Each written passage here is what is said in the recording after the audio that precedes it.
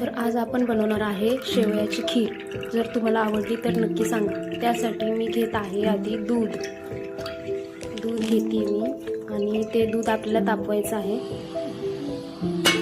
तर हे पहा मी दूध तापवून घेते आणि त्यासाठी मी घेतलेल्या आहेत शेवया। बघू शकता शेवया अशा छान छान शेवया घेतलेल्या आहेत आणि त्यांना मी करणार आहे थोडंसं बारीक।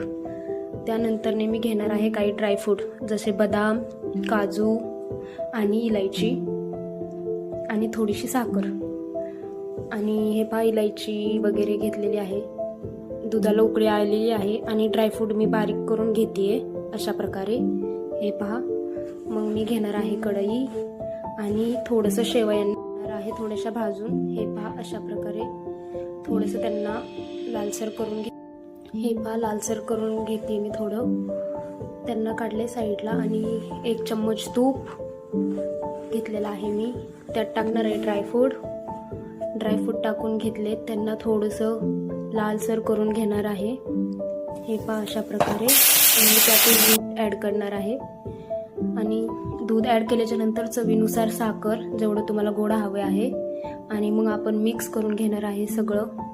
हे पहा इथं उकळी येते, थोडंसं हलवून घेऊया मिश्रण। नंतर यात आपण शेवया ॲड करूया आणि त्यांना छानपैकी उकळी येऊ द्यायची आहे। हे पहा उकळून घेतलेलं आहे मी, तुम्ही बघू शकता। शेवया छानपैकी उकळून झाली। अशा प्रकारे आपली खीर तयार आहे।